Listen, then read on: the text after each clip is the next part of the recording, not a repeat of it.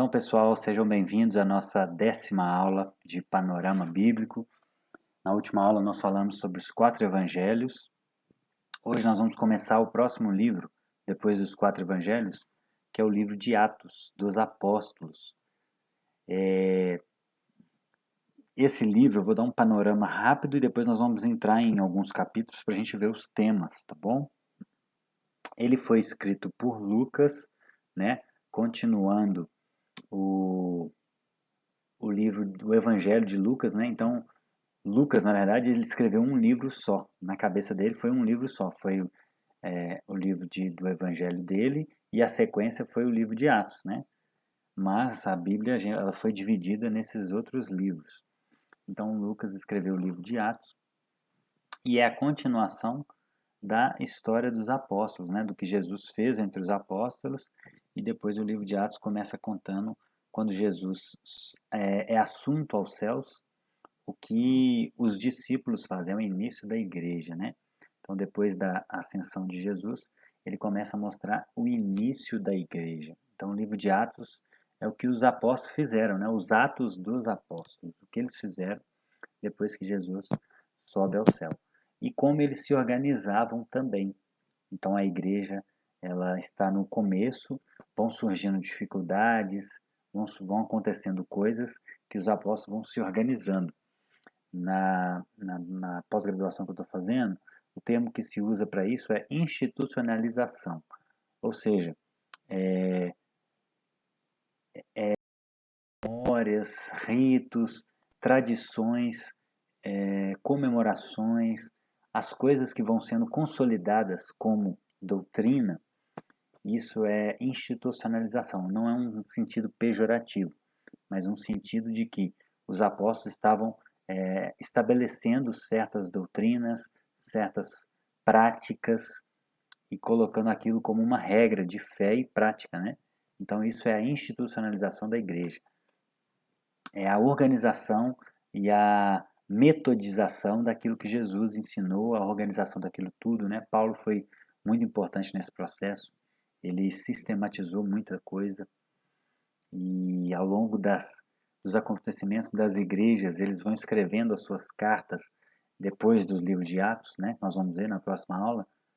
E nessas cartas os apóstolos, eles vão institucionalizando várias coisas, né? Eles vão colocando como regra várias coisas que hoje a gente tem como princípios eternos, né? Como algo inspirado por Deus. E a Bíblia ela é inspirada por Deus. E a gente vê também a pregação dos apóstolos, em especial Pedro e Paulo. Pedro em Jerusalém e Paulo em todas as regiões, né? No mundo inteiro. Paulo ele é chamado para pregar o evangelho aos gentios e Pedro para ficar em Jerusalém. Então esse é um resumo, é o panorama do livro de Atos. E a gente vai entrar um pouco em cada capítulo para a gente ver o conteúdo um pouco mais esmiuçado, né? Que a gente já viu o panorama da Bíblia todo, agora a gente está acessando livro por livro, entendendo um pouco mais o que é a teologia, o que cada um deles traz de ensinamento para a gente. Bom, o capítulo 1 de Atos, Lucas começa a relatar, ele começa falando do livro anterior dele. Em meu livro anterior, Teófilo, escrevi a respeito de tudo que Jesus começou a fazer e ensinar. O início do livro de Lucas, né, como a gente viu na última aula, falando, ó excelentíssimo Teófilo, né? Então aqui é uma continuação. E aí ele começa a mostrar como Jesus, depois que ele morreu, ressuscitou, fica 40 dias com os discípulos, ensinando sobre o reino de Deus. E aí ele é assunto aos céus. Essa imagem aqui representa o dia da ascensão de Jesus. Ele estava na praia e ele começa a subir. Imagina uma cena dessa, um corpo humano subindo e os apóstolos vendo isso, né? E aí o capítulo 1 mostra essa ascensão de Jesus. Eles começam a perguntar, é agora que o Senhor vai restaurar o reino de Israel? E Jesus fala, não compete a vocês saber o tempo, o modo. Fiquem aqui e aguardem o poder que virá sobre vocês. Então Jesus sobe aos céus e fala para eles isso, que eles precisam esperar lá para até vir poder do alto. E também fala, nesse início de livro, sobre a escolha do substituto de Judas, né? Jesus estabeleceu 12 apóstolos, um deles se vendeu, se corrompeu, né? Vendeu Jesus, e aí eles escolhem Matias para tomar lugar de Judas no apostolado. Então esse é o capítulo 1. No capítulo 2, é um dos capítulos mais importantes do Novo Testamento, é o Pentecostes, né? A descida do Espírito Santo. Aqui, nessa imagem, é uma ilustração do que estava acontecendo. Eles estavam reunidos, algum tempo depois daquela ascensão, estavam orando a Deus, pedindo a Deus para revelar a eles o que eles deveriam fazer. E eles estavam aguardando o que Jesus tinha prometido para eles, né? E aí começa a vir um vento nesse lugar. Todos eles, essas chamas aqui, ó, em cima deles, representa essa descida do fogo do Espírito Santo, né? É uma representação do fogo do Espírito Santo. E eles começam a falar em línguas maternas.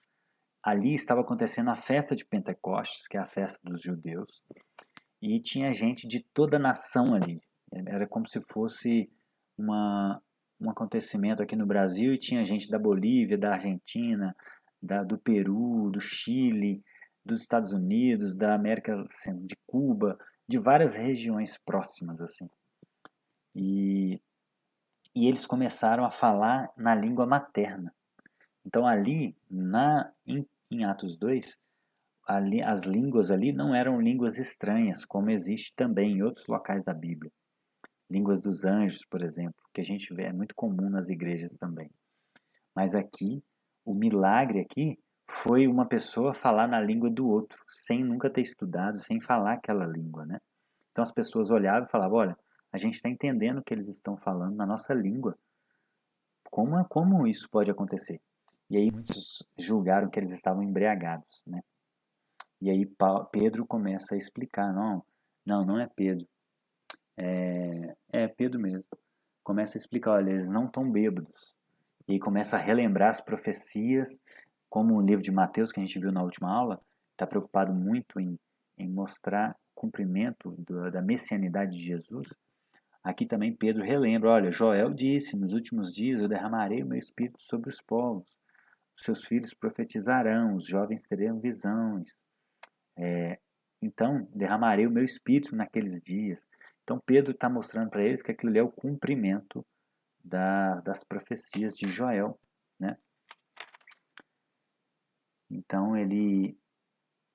ao ouvirem isso, no verso 37 do capítulo 2, a multidão ficou aflita em seu coração e perguntou, o que a gente faz? E aí Pedro fala, olha, arrependam-se, cada um de vocês, e sejam batizados em nome de Cristo para perdão dos seus pecados e recebam o dom do Espírito Santo.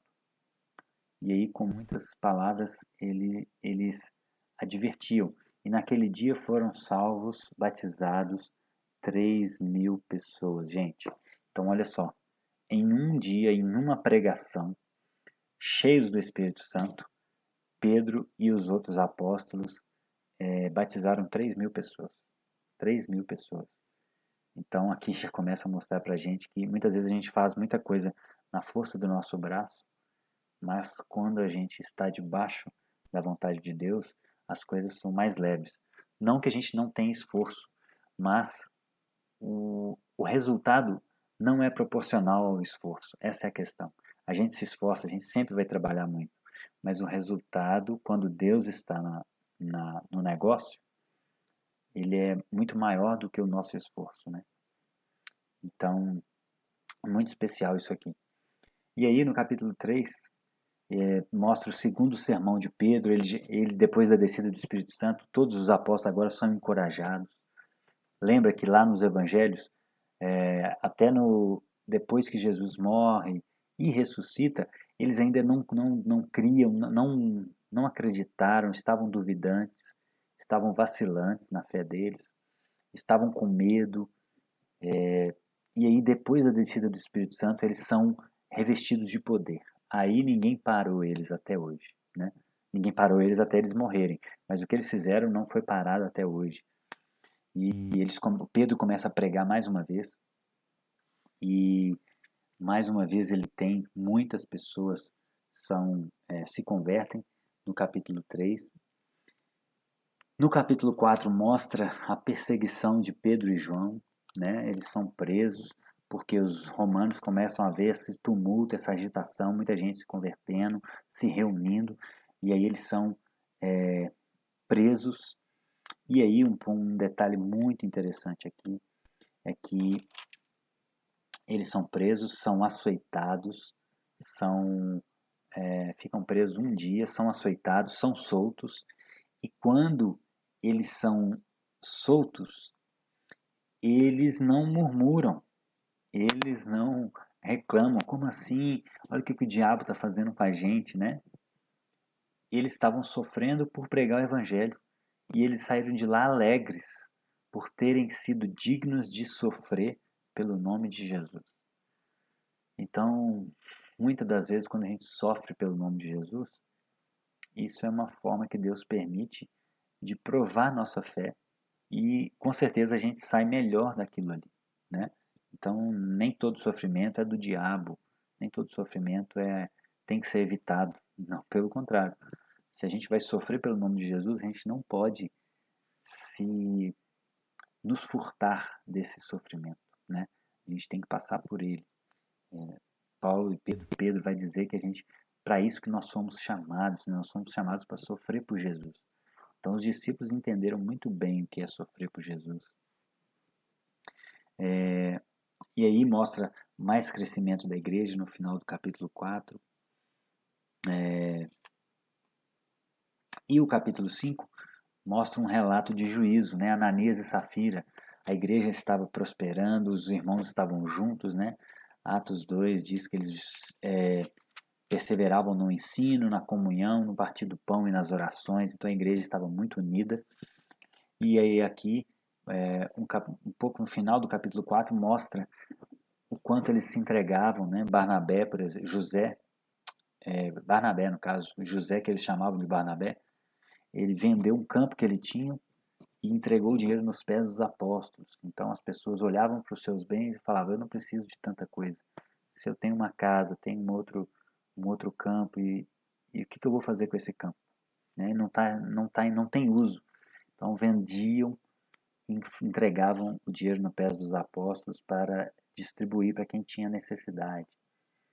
E aí, gente, o capítulo 5 começa mostrando Ananias e Safira, que tentaram fazer a mesma coisa de forma estética, né? Venderam um campo, falaram para os apóstolos que venderam por X, só que tinham entregado só meio X, por exemplo, só metade. Retiveram uma porção, então mentiram. O problema não era. Pedro fala com eles: olha, o campo era seu, vocês não precisavam nem ter vendido. A gente não pediu nada, isso tem que ser de coração. A questão é que vocês mentiram para o Espírito Santo. E aí eles são mortos. Deus mata eles, o marido e a esposa. E aí houve grande temor na igreja por causa disso, né? Depois Pedro é preso novamente, Pedro e João. E depois que eles são soltos, eles continuam pregando o evangelho. E aí começa a ter uma divisão, uma briga entre os judeus de fala hebraica e os judeus de fala grega. Lembrando que ali a gente está numa cultura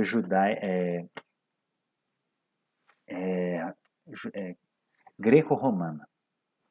Então, desde os exílios, lá em 700 anos antes desse momento, os judeus estavam se espalhando e muitos deles já não viviam em Jerusalém. Então, muitos deles já falavam apenas o grego, não falavam hebraico, aramaico. Então, existiam judeus que estavam se convertendo a Jesus, hebraicos, né, os judeus que a gente chama de judeus da terra, de fala hebraica, e os judeus da diáspora, que são os judeus de fala grega.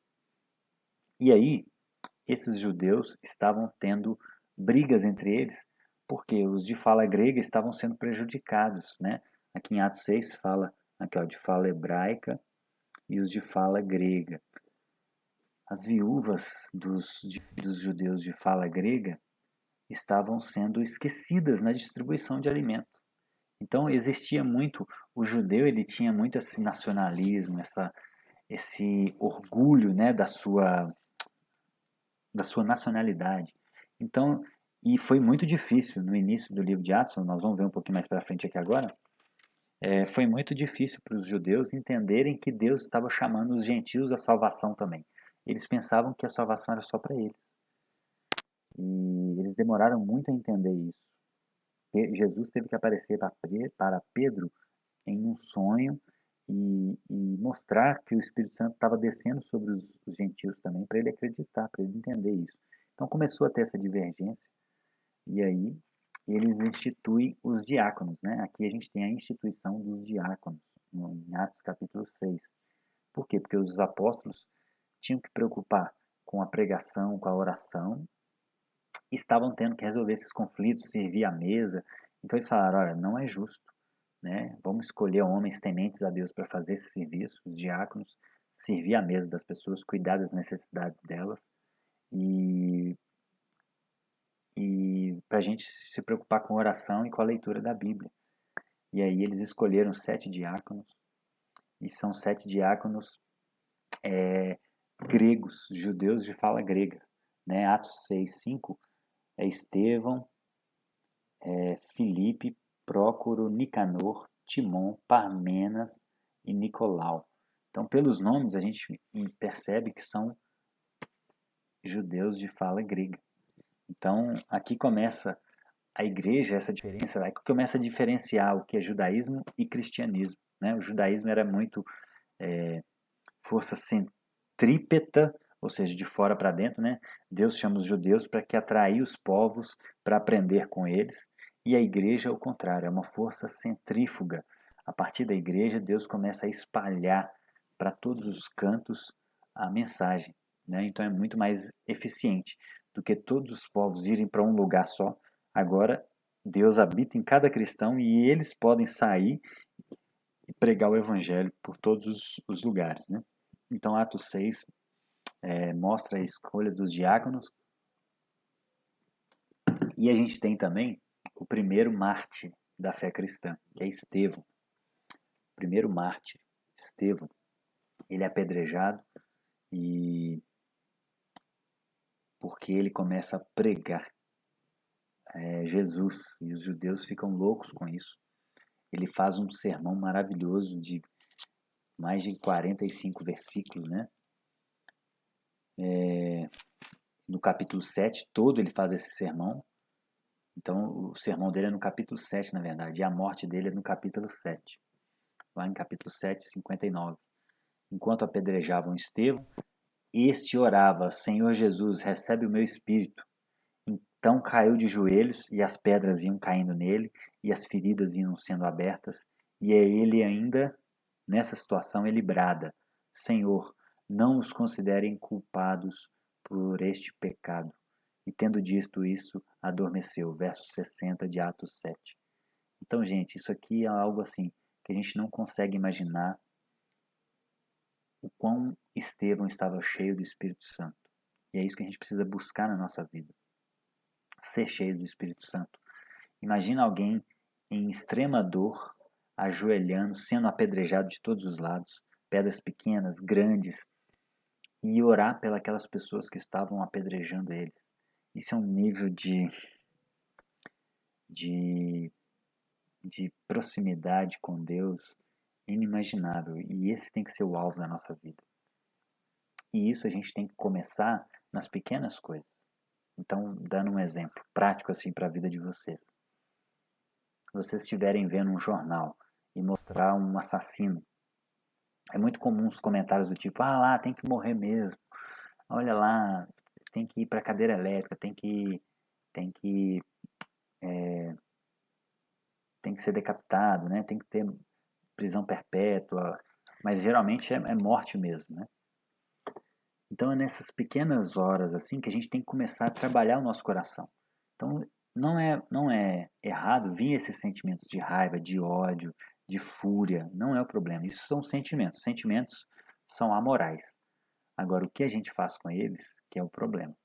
Então, o que nos é ordenado é amar os nossos inimigos. Isso não tem a ver com defender bandido, com desejar injustiça, não. A questão é, ele tem que pagar pelo erro dele, ele tem que ficar preso, possivelmente ele tem que pagar por isso.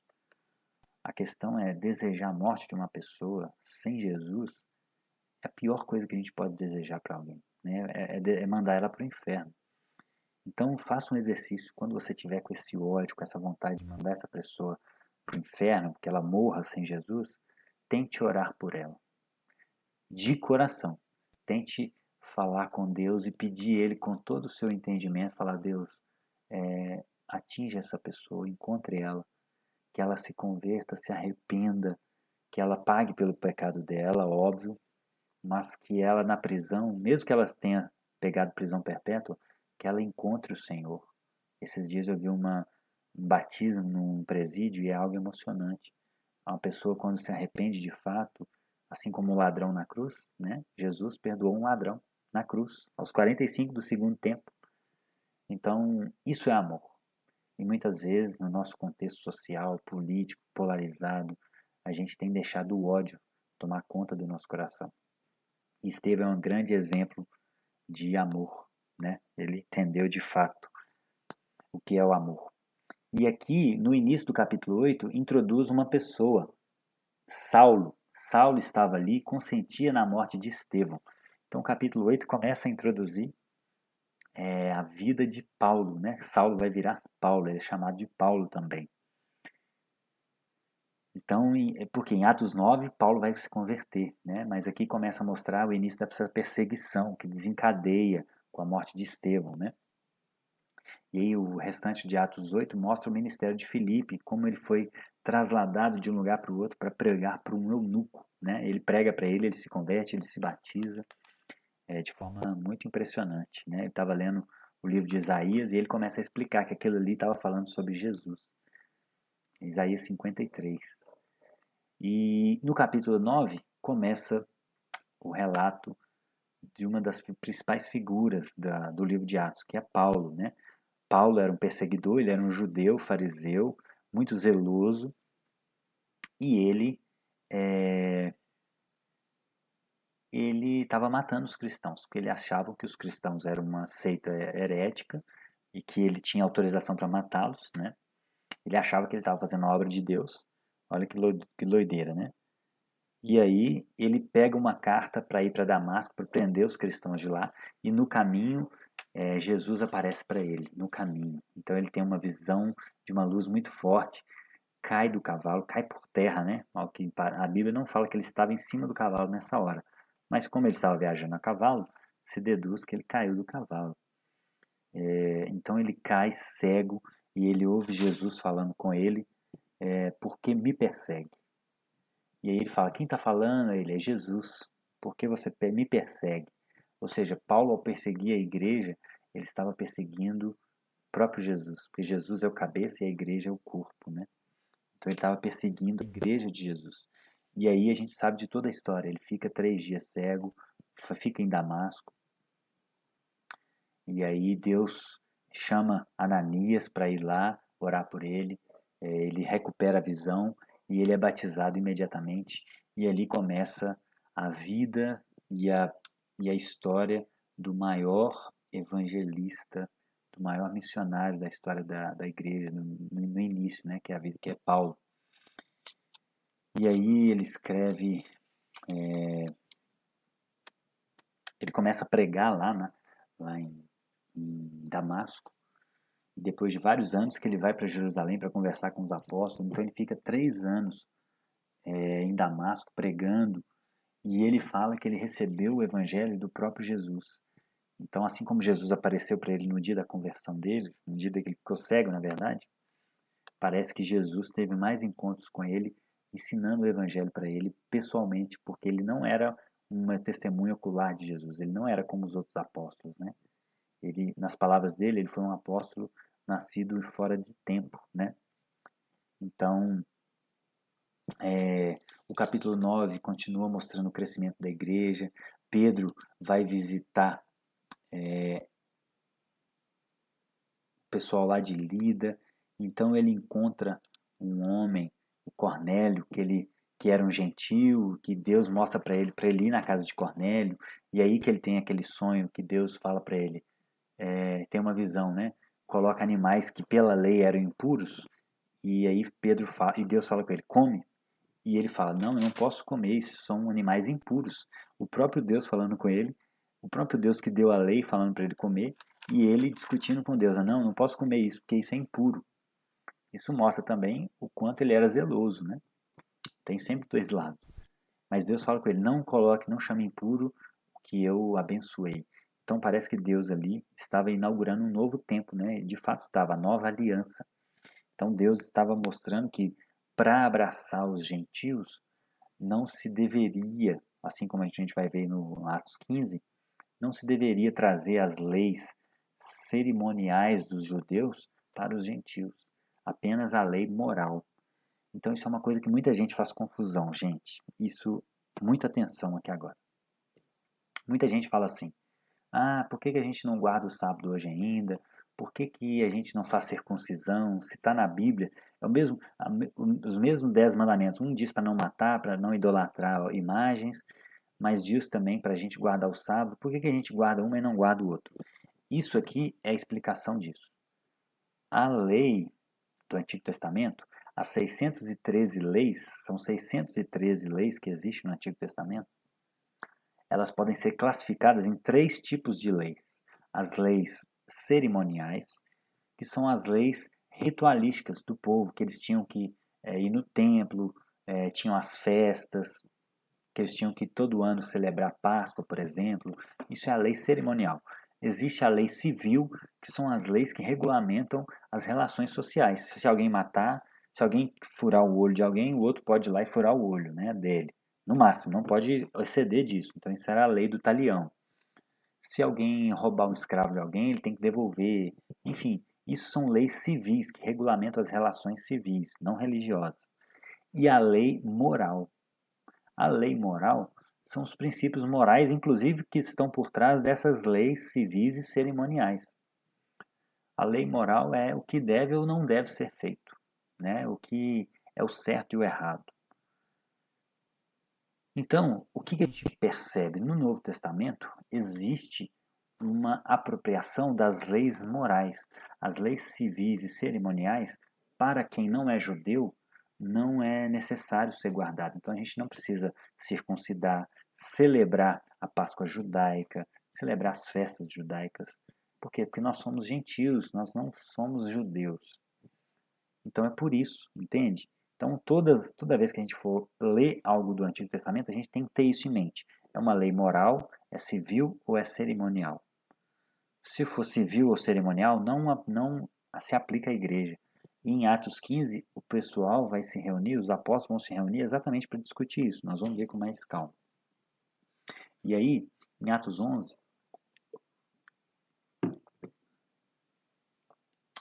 eles começam essa discussão que ouvem falar que os gentios da Judéia tinham recebido a palavra de Deus, e eles começa a haver divergência entre os judeus de fala hebraica, que eram mais zelosos com as tradições, e os judeus de fala grega eram mais abertos nesse ponto, né? Porque eles já estavam vivendo no meio de outras culturas. Eles são judeus que vieram da diáspora, da dispersão dos judeus por causa dos exílios, né? Então são duas visões diferentes que estão entrando em conflito aqui no início da igreja. Isso é muito interessante. Então, Pedro, no capítulo 11, ele vai lá na casa de Barnabé, ele procura Saulo, leva ele para Antioquia, porque estava precisando lá na igreja de Antioquia, foi uma das principais igrejas antigas, né? Nesse crescimento da igreja, ela foi o principal celeiro de missionários, foi a igreja de Antioquia. E estava tendo uma perseguição muito grande, então eles levaram Paulo para lá para ajudar, né? Aí vem um livro de Tiago, que é escrito nesse mesmo período. E aí no capítulo 12 de Atos, Pedro é preso de novo, Herodes morre, né? Herodes não dá glória a Deus, e aí a Deus mais uma vez executa um juízo na Bíblia, no Novo Testamento, depois de Ananias e Safira, Deus mata Herodes, começa a sair verme na boca dele, porque ele não deu glória a Deus. E aí Pedro é liberto da prisão também nesse capítulo, ele é preso e é liberto da prisão de forma miraculosa. Em Atos 13 mostra o crescimento da igreja de Antioquia, de como os irmãos estavam sendo enviados de lá e como a igreja de lá estava prosperando. Em Atos 14 começa a mostrar as viagens missionárias de Paulo, né? Paulo saía de Antioquia para suas viagens e voltava para Antioquia. Então ele lá era a igreja matriz, né? Ele plantava igrejas, como se fosse lá era a sede e ele estava plantando as filiais, né? Não é nesse sentido, por quê? Porque cada igreja era autônoma, não tinha uma placa, um nome, né? Como tem, por exemplo, a Igreja Lagoinha sede e a igreja de vários lugares também chamam Lagoinha, estão sujeitas ao mesmo pastor, não. Ele instituía lideranças locais, né? Elas são autóctones. Tem um termo teológico, autóctonas.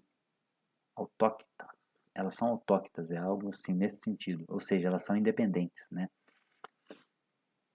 E aí, aqui mostra a primeira viagem missionária de Paulo, Atos 13, Atos 14, e foi uma viagem mais curtinha, bem rápida, e mostra um ponto interessante, quando eles estavam em Cônio, Paulo e Barnabé, que estavam viajando juntos, lá em Listra, na verdade, quando eles estavam lá em Listra, eles fazem um milagre e o povo acha que eles são deuses, começam a adorar eles. E aí Paulo e Barnabé se irritam, rasgam suas vestes, que era um sinal de indignação, e começam a mostrar para o povo, olha, nós somos igual a vocês, nós estamos aqui para pregar o evangelho de Jesus. E não estamos aqui para... Isso não foi feito pelo poder da nossa força, mas pelo poder de Deus, né? E aí Atos 14 termina assim. E aí começa a surgir esses eventos com os gentios e aí começa a fomentar essa discussão. Os gentios têm que se circuncidar ou não? Os gentios têm que guardar o sábado ou não? E aí em Atos 15 começa a discussão dessa... É a primeira reunião da igreja, né? O primeiro concílio, isso é conhecido como o primeiro concílio da igreja.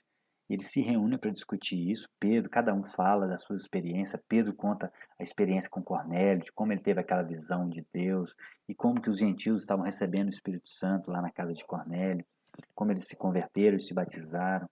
Paulo e Barnabé relataram o que eles fizeram nessa primeira viagem missionária. E aqui a gente está por volta do ano 50 depois de Cristo, ou seja, tinha 17 anos que Jesus tinha subido aos céus. Estava assunto aos céus. Ou seja, era o início da igreja, era o princípio da igreja. Mas já tinha acontecido bastante coisa nesses 17 anos. E aí eles chegam a essa conclusão, olha, não... Primeiro, Deus então abraçou os gentios, ele quer salvar todos. A gente não pode colocar as leis civis e cerimoniais para eles, mas existem algumas coisas que eles precisam fazer. Eles têm que se abster de imoralidade sexual, de comidas sacrificadas a ídolos. Eles trazem algumas regras, né, conhecidas como as regras de Tiago. E aí, porque Tiago foi o último a falar, né, em Atos 15. E aí, depois disso, Paulo volta para Antioquia e ele é enviado para a segunda viagem missionária. Então, Atos 16 vai contar como ele vai em Derbe. Atos 17 mostra Paulo em Atenas, o discurso dele de Atenas, que é muito interessante. Ele começa a falar que o povo era muito religioso, ele usa uma ponte cultural, que era o altar aos deuses desconhecidos, para pregar o evangelho de Jesus. Ele fala, olha, o Deus que vocês desconhecem, que tem um altar para ele, é Jesus. Deus criou todas as coisas, Deus não precisa de altares, ele criou todas as coisas, a gente não pode reduzir ele a uma a uma a uma estátua, né? A gente não pode representar Deus, a gente não consegue representar Deus. E aí Paulo começa a pregar para eles, mas quando ele fala de ressurreição dos mortos, porque eles eram estoicos, epicureus, e isso era algo impossível para os gregos acontecerem, fala, não, agora você forçou, Paulo. Não, falar de ressurreição aí já é demais. Mas ainda assim, algumas pessoas se converteram, como Dionísio, que era membro do Areópago, era uma pessoa importante, e também uma mulher chamada Damaris. Ou seja, e outros com eles, né? Algumas pessoas se converteram nessa visita de Paulo em Atenas. E depois Paulo vai para Corinto, né, em Atos 18, e de lá ele escreve 1 Tessalonicenses, 2 Tessalonicenses, se não me engano, 2 Tessalonicenses também.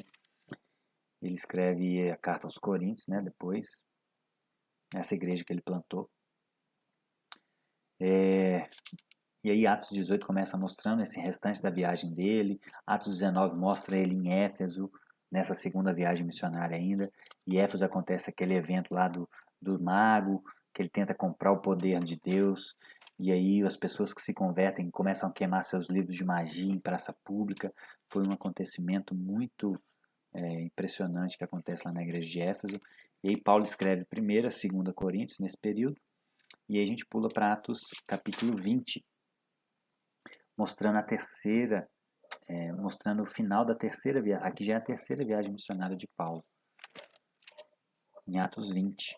Em Atos 21, ele começa a ser julgado em Jerusalém, eles começam a perseguir Paulo, e aí ele vai para o Sinédrio, vai para Antioquia para ser julgado, e aí ele mostra os seus argumentos em Atos 22, Atos 23, e aí ele é enviado a Cesareia para um outro imperador romano. Ele vai diante de Félix, tem a oportunidade de pregar a Félix em Atos capítulo 24.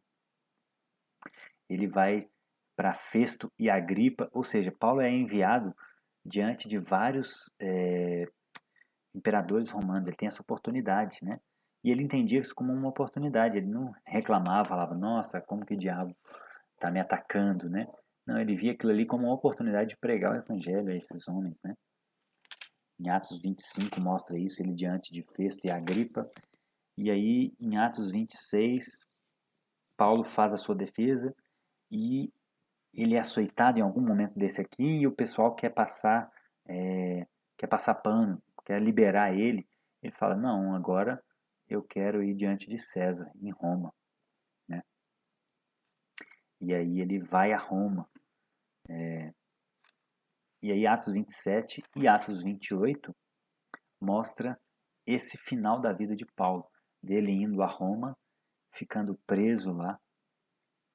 Mostra como foi difícil essa viagem, teve naufrágio, livramento de Deus. E aí no final, em Atos 26, Atos 28, em 61 depois de Cristo, ele chega a Roma e recebeu permissão para morar por conta própria, sob custódia de um soldado. Então, essa prisão de Paulo aqui, diferente daquelas primeiras, que ele estava com Silas na segunda viagem missionária, ele estava numa prisão domiciliar. Então, naquela primeira, ele estava numa masmorra muito fria. Aqui nessa prisão, ele estava numa prisão domiciliar. Ele tinha casa, ele podia receber visitas. E lá que ele escreveu a maioria das suas cartas, né? Ele escreve a Filemon, ele escreve Colossenses, ele escreve Efésios, ele escreve várias cartas, né? Eu estou olhando na minha Bíblia cronológica aqui, que vai mostrando as cartas Filipenses. Nessa prisão ele fala de alegria, né? Preso ele fala de alegria. E aí no final do livro de Atos 28, ele mostra que ele é liberto, né?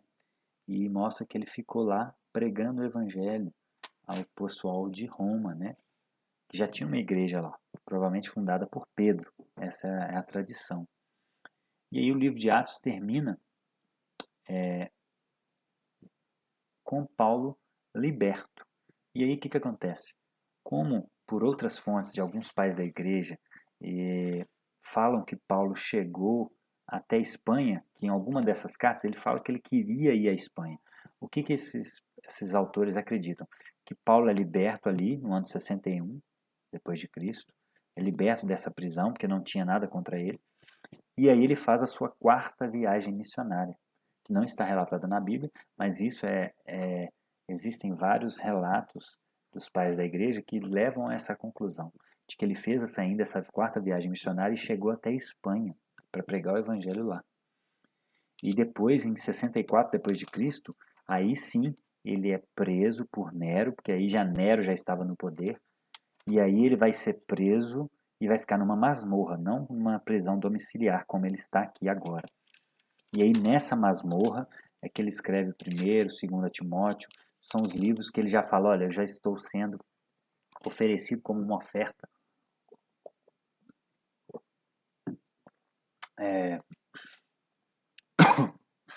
Tito, primeiro e segundo Timóteo e a carta de Tito, ele vai escrevendo no final da sua vida, já nessa masmorra, não naquela prisão domiciliar que ele estava em Roma, né? Então o livro de Atos termina isso, termina assim, com Paulo livre em Roma, e por isso que muitos dizem, né? Nós estamos vivendo Atos 29, porque Atos 28 termina com ele livre, e aí agora a gente continua a história da igreja, né? E então o livro de Atos é muito especial porque ele mostra o princípio da igreja. Então as pessoas que estão acabando de se converter, eu fiquei maravilhado quando eu li o livro de Atos pela primeira vez, porque eu comecei a ver o quanto de simplicidade, quanto de doutrinas equivocadas que eu tinha ouvido, né? Eu vim de um contexto católico e depois de 17 anos na igreja evangélica também, eu vejo quanto problema tem na igreja evangélica, né? Que o livro de Atos mostra como era diferente. Então a gente vê erros nessas tradições e a gente tem a oportunidade de ajustar nossa espiritualidade para aquilo que Deus revelou aos apóstolos já no princípio, né? É claro que existem particularidades, né? A gente não está naquela cultura, existem coisas que são adaptáveis, né? A forma de explicar, isso pode mudar. Agora, certos princípios são eternos, e isso não deve mudar. Então a gente pode mudar o tipo de roupa, a cor, o estilo, mas sempre com modéstia, porque modéstia é um princípio, né? Sempre tampando as partes íntimas do nosso corpo, evitando que chamemos atenção para o nosso corpo, né? Mas o tipo de roupa pode mudar, né? Então esse é um exemplo de como a gente pode pegar princípios e aplicar na nossa realidade hoje e até Jesus voltar. Se ele voltar daqui 5.000 anos, a cultura pode ser totalmente diferente, mas esses princípios vão ser válidos até hoje. E tudo isso a gente aprende no livro de Atos, que foi o início da igreja, né? E depois a gente deve estudar os pais da igreja para a gente continuar entendendo melhor como que foi o desenrolar da história, né? Então isso é muito interessante. Então que Deus nos ajude a retornar a esses princípios eternos que Deus estipulou na sua palavra, para que a gente não se perca na nossa vida como individual, como pessoa, e na nossa vida comunitária, como igreja. Tá bom?